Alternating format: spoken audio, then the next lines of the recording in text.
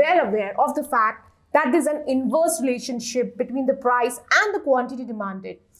हमें सबको law of demand के बारे में पता है कि प्राइस के बढ़ने से डिमांड घटती है और प्राइस के घटने से डिमांड बढ़ती है, बट हमें ये नहीं पता कि इसके कारण क्या है. We just know that the law of demand describes an inverse relationship between the price and quantity demanded, and today in this lecture we will discuss this, that why the demand curve slopes downward. That means why there's an inverse relationship between these two factors. So the first reason is law of diminishing marginal utility. So how the demand curve looks like? So demand curve looks like something like this. So here we have a price, here we have a quantity, and the demand curve looks like this. That means with a decrease in the price, there's an increase in the quantity demanded. Now the question is, why this demand curve slopes downward? So the first reason is the law of diminishing marginal utility. Law of diminishing marginal utility states that as you consume more and more unit of the same good, after some point of time, the utility or the satisfaction which is derived from the consumption of that commodity will tend to decrease. That means अगर आपको कोई एक ही प्रकार की commodity दे दी जाए to consume, एक point के बाद आप उसे consume करके थक जाएंगे और आपका जो satisfaction है उस commodity से कम होने लगेगा. वो law of diminishing marginal utility कहती है. Say for example आपको बहुत तेज भूख लगी है और उसी टाइम आपको आपकी फेवरेट डिश ऑफर की जा रही है. फर्स्ट यूनिट पे, मतलब जब आपको पहली बार वो डिश ऑफर की जा रही है, मे बी आपको 10 यूटिल सेटिस्फैक्शन मिल रहा है. व्हाई? फर्स्ट, ये आपकी फेवरेट डिश है और दूसरा आपको बहुत तेज भूख लगी है. सेकंड यूनिट पे वो सेटिस्फैक्शन 8 यूटिल्स हो जाएगा. व्हाई? बिकॉज आपकी जो भूख है थोड़ी शांत हो गई है और आपकी फेवरेट डिश से आपको थोड़ा प्लेजर भी मिल गया है. थर्ड यूनिट पे नाउ इट इज 5 यूटिल्स और सेटिस्फैक्शन कम हो गया. फोर्थ यूनिट पे नाउ इट इज 0. अब फोर्थ यूनिट जब आपको फोर्थ डिश ऑफर की जा रही है, सेम योर फेवरेट डिश, अब आपको कोई सेटिस्फैक्शन नहीं मिल रहा क्योंकि अब आपका पेट भर चुका है, प्लेजर भी मिल गया है आपको और आपका पेट भी भर चुका है. सो ये होती है law of diminishing marginal utility. So हम ये कह रहे हैं कि because the satisfaction decreases, because अगर हम कंटिन्यूस कंजम्पशन किसी सेम कमोडिटी का करते हैं तो उससे सेटिस्फैक्शन डिक्रीज होने लगता है.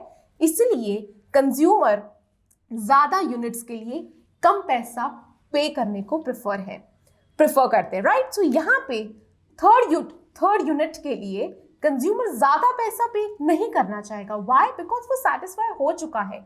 वहीं पे अगर वो फर्स्ट यूनिट पे जब उसको बहुत तेज भूख लगी है और उसको उसकी फेवरेट डिश ऑफर की जा रही है, तो मे बी वो ज्यादा विलिंग होगा ज्यादा पैसा पे करने को. बट जैसे जैसे उसका सेटिस्फैक्शन डिक्रीज हो रहा है, now the consumer is preferring to pay less for each extra unit of the commodity. So because of that only, that as there is a decrease in the price, there is an increase in the quantity demanded. या हम इसे ऐसे भी कह सकते हैं कि अगर कंज्यूमर ज्यादा क्वांटिटी डिमांड कर रहा है तो वो कब करेगा? जब प्राइस कम होगा. Why? Because there is a decrease in the satisfaction और the utility from that particular commodity. Other than that there is a substitution effect. Substitution effect क्या है? से फॉर एग्जांपल दो प्रोडक्ट है, प्रोडक्ट ए, प्रोडक्ट बी, ये दोनों एक दूसरे के सब्स्टिट्यूट्स हैं, right. Now what happened? There is a decrease in the price of A. A की प्राइस में गिरावट हुई. पहले कंज्यूमर क्या करता था कि थोड़ा ए और थोड़ा बी दोनों कंज्यूम करता था. अब क्या हुआ कि ए का प्राइस डिक्रीज हो गया. सो कंज्यूमर ने क्या किया? या तो कंज्यूमर बी का कंजम्पशन खत्म कर देगा और जो भी कंजम्पशन है वो पूरा ए का करेगा, या हो सकता है कि वो बी का कंजम्पशन बिल्कुल कम करके ए का कंजम्पशन बढ़ा दे. व्हाई? क्योंकि ये एक दूसरे के सब्स्टिट्यूट्स हैं, दोनों को एक दूसरे की जगह यूज किया जा सकता है. और बिकॉज ए का प्राइस कम हो गया है, consumer would prefer to increase the consumption of the commodity A. So here the law of demand applies, that because of the decrease in the price of A, there's an increase in the quantity demanded of A. So इस substitution effect के कारण भी law of demand का एक inverse relationship होता है. The third one is income effect. Income effect ये कहता है कि जब भी price decrease होता है, सो व्हाट हैपन कि कंज्यूमर की जो रियल इनकम है, उसकी जो परचेजिंग पावर है वो इंक्रीज हो जाती है, right.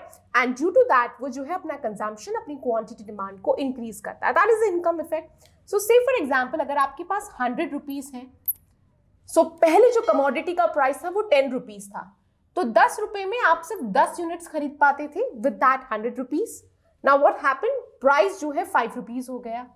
Now the price is 5 rupees, so due to that अब आप वही 100 रुपीज से 20 यूनिट्स जो है कमोडिटी के खरीद सकते हैं, right. So here there is a increase in the real income. पहले आप 10 यूनिट्स खरीदते थे, अब आपकी परचेजिंग पावर बढ़ गई और आप 20 यूनिट्स खरीद पा रहे हैं। So that is the income effect, and due to that with a decrease in the price you increase the quantity demanded of that same commodity. Entry of buyers. So पहले जब प्राइस ज्यादा था, वो commodity महंगी थी, तो कुछ consumer उसे परचेज नहीं करते थे, बट अब उसका प्राइस कम हो गया तो नए बायर्स भी उसे खरीदना चाहते हैं और खरीदने के लिए मार्केट में आ रहे हैं। So that is the entry of buyers. So with the decrease in price there is a increase in the total quantity demanded, क्योंकि अब नए कंज्यूमर्स भी इसे खरीदना चाहते हैं because there is a decrease in the price. Less urgent uses.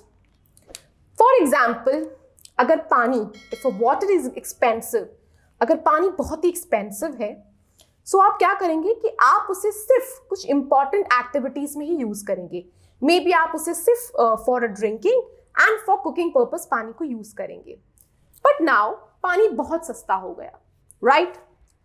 So what would happen now, अब आप उससे ड्रिंकिंग में भी, कुकिंग में भी, क्लीनिंग में भी, गार्डनिंग में भी और भी अदर एक्टिविटीज में उसे यूज करेंगे। Why? Because there is a decrease in the price of water. So what happened here with the decrease in the price of water? What you did, you increase the quantity demanded. So आप क्या करते हैं कि आप जो less urgent uses हैं उसमें भी आप जो है उस commodity को consume कर रहे हैं, right? So this is all about the factors which are responsible for the downward sloping demand curve.